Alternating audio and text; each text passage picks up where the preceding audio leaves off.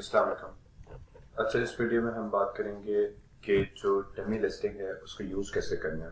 ठीक है, जो डमी लिस्टिंग है वो आपकी बेसिकली प्री मैच्योर लिस्टिंग ही है, बस उसमें भी फिलहाल डमी कंटेंट पड़ा हुआ है, लेकिन उसको आप सर्टेन अप्रूवल्स के लिए यूज़ कर सकते हैं।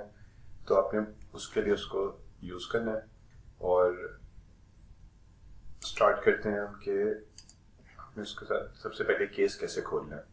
ठीक है, तो आपने हेल्प में जाकर ये जो हेल्प सेक्शन है यहाँ पे आप सारे केसेस खोल सकते हैं, अपनी प्रॉब्लम्स के मेजर सॉल्यूशंस आप यहाँ से ढूंढेंगे।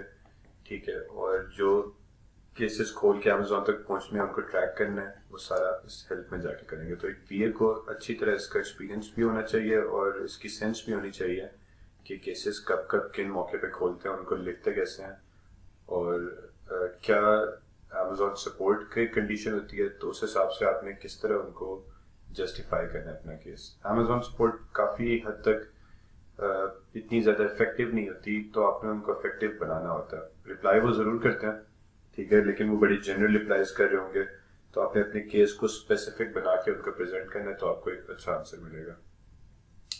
फिर यहाँ पे आप गेट सपोर्ट में जाएं और बाकी हर तरह के मसले के लिए आपके पास सेलिंग ऑन अमेज़न है। ठीक है, इस वाले ऑप्शन को आपने चूज करना है और सिर्फ जो स्पॉन्सर्ड एड्स हैं, ब्रांड एड्स इनको कहते हैं, और जो स्टोर्स होते हैं अमेज़न पे, उनके जो स्पेसिफिक इश्यूज हैं उनके लिए आपने यहाँ पे जाना है। बाकी इन्वेंट्री, एफपीए, रीइंबर्समेंट, हर तरह के इशू के लिए आपने सेलिंग ऑन अमेज़न पे जाना है।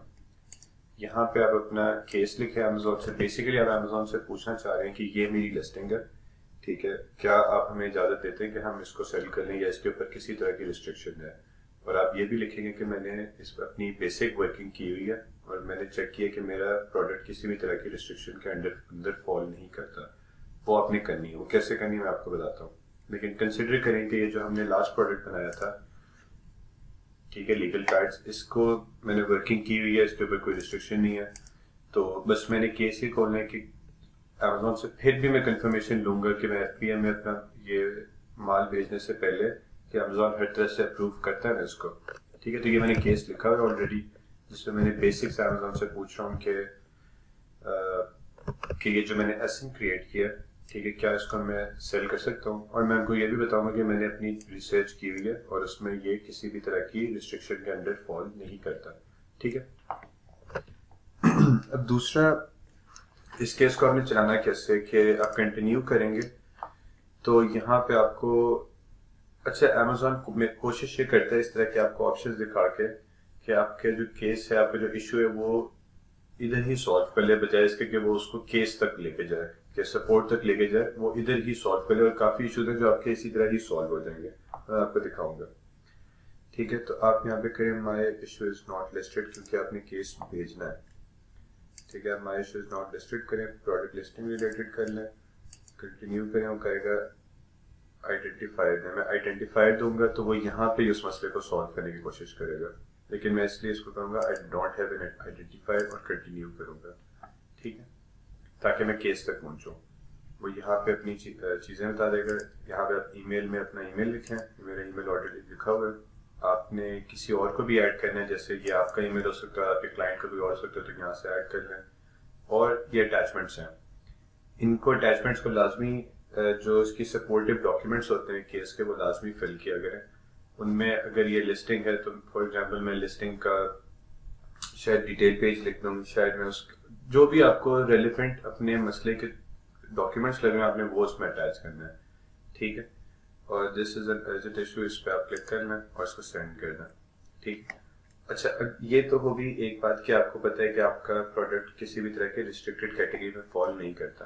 अब आपने रिस्ट्रिक्टेड कैटेगरी में तो देखना है कि शायद फॉल करता हो, उसके लिए आप क्या करेंगे।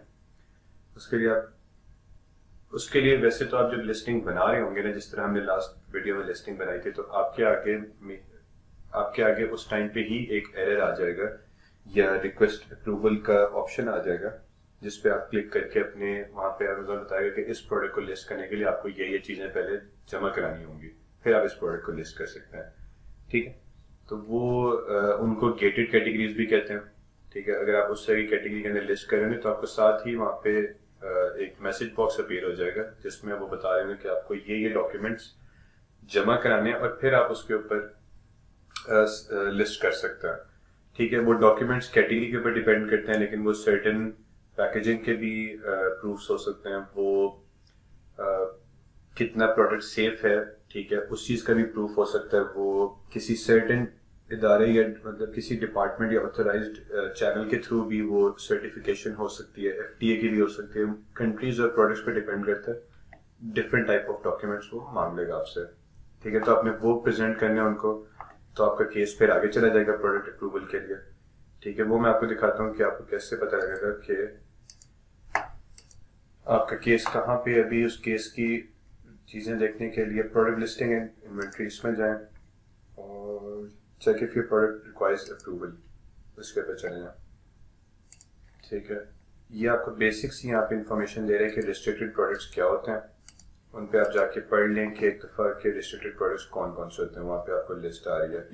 ये बेसिकली ये सब कैटेगरीज होंगी। ठीक है, तो आपने इनके अंदर खोल के सब कैटेगरीज, मेन कैटेगरीज इस तरह है, तो आपने इनको खोल के चेक करने के कौन कौन सी हैं। ठीक है, तो मैंने चेक किया कि मेरा प्रोडक्ट इसमें फॉल नहीं कर रहा। आपको बस एक आइडिया होना चाहिए इनका, एक एक को खोल के ना चेक करें। ठीक है, अपने प्रोडक्ट के लिए देखेंगे मेरा प्रोडक्ट इनमें से तो किसी से नहीं मिल रहा। ठीक है, और सेलिंग एप्लीकेशंस, जब आपने लिस्टिंग बनाते हुए, जैसे कि मैं आपको बता रहा हूँ कि आपको उस टाइम पे ही मैसेज आ जाएगा कि इस लिस्टिंग को बनाने के लिए आपको रिक्वेस्ट अप्रूवल करनी पड़ेगी।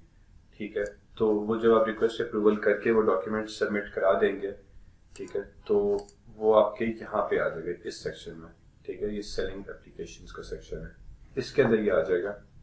आपने यहाँ पे अपने सारे केसेस चेक कर सकते हैं जो आपने अप्रूवल के लिए दिए होंगे, जो आप किसी कैटेगरी को अनगेट कराना चाह रहे हैं। ठीक है, तो वो यहाँ पे आपको अपनी ये वाली चीजें नजर आना शुरू हो जाएंगी। ठीक है, अच्छा, एक तो हमने ये बात करनी थी और दूसरी इस वीडियो में हमने बात करनी थी कि जब आपने डमी लिस्टिंग बनाई है तो दूसरा आपका क्या मकसद होना चाहिए। आपने अपनी, ये मेरी डमी लिस्टिंग थी, ठीक है, इसी लिस्टिंग को ही मैं मैच्योर करके इमेजेस को ऑर्डर दूंगा और आहिस्ता आहिस्ता इसकी इमेजेस अपडेट करूंगा। ठीक है, इसका टाइटल, इसकी कंटेंट, बुलेट पॉइंट्स, ठीक है, प्राइसिंग, अंदर जो डिटेल्ड इंफॉर्मेशन होगी वो मैं सारी इसको आहिस्ता आहिस्ता जैसे जैसे मेरी सोर्सिंग आगे बढ़ती जाएगी मैं इसको फाइनल करता जाऊंगा। ठीक है, लेकिन मैंने श्योर कर ली कि मेरा यही प्रोडक्ट है। अब मैं इसके आइटम लेबल्स डाउनलोड करूंगा। वो कैसे डाउनलोड करने हैं? आइटम लेबल्स आप यहाँ से प्रिंट आइटम लेबल्स से डाउनलोड कर सकते हैं। ठीक है, ये इन्हें साइज दिया हुआ है आपके आइटम लेबल्स के लिए। ठीक है, किस में आपको प्रिंट चाहिए तो आप यहाँ से साइज सेलेक्ट कर सकते हैं, आपकी पैकेजिंग पे भी डिपेंड करता है और आप उसको प्रिंट कर लें। आप उसको प्रिंट करेंगे, डाउनलोड हो जाएगा। चेक करें, ये आपका बारकोड है जो आपके हर यूनिट के पीछे, ठीक है, हर यूनिट के पीछे उसने प्रिंट होना है या स्टिकर के थ्रू वो उस पर पेस्ट होगा, लेकिन ये आपका बारकोड है जो आपके हर यूनिट के पीछे होना चाहिए। ठीक है, ये इसका FLSKU है और ये इसका बारकोड है। ठीक है, ये अमेज़ॉन की तरफ से ही आपको प्रिंट करने की ऑप्शन मिल जाएगी। तो आपने जिस तरह यहाँ पे जाके मैंने आपको बताया था कि प्रिंट करना है आपने। ठीक है, यहाँ से आप प्रिंट आइटम लेबल्स कर सकते हैं।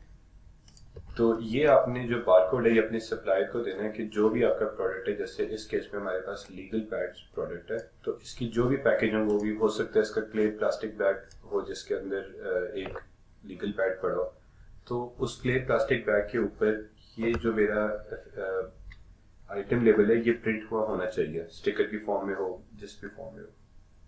ठीक है, तो ये आपने अपने सप्लायर को दे देना है। आपने आइटम लेबल और शिपिंग लेबल से कंफ्यूज नहीं होना। आइटम लेबल यूनिट के ऊपर जाता होता है, यूनिट आइटम के ऊपर जाएगा, और जो शिपिंग प्लान बनाने के बाद जो शिपिंग लेबल्स आएंगे आपके, वो जाएंगे आपके मास्टर कार्टन के ऊपर। ठीक है, जिसके अंदर काफी सारे यूनिट्स होते हैं। ठीक है, तो इस चीज में कंफ्यूज ना होइएगा। ठीक है, तो इस वीडियो में हमने कवर किया कि आपने केसेस खोलने अमेज़ॉन के साथ, और रिस्ट्रिक्टेड कैटेगरीज को कवर किया आपने, और आपने आइटम लेबल्स को कवर किया।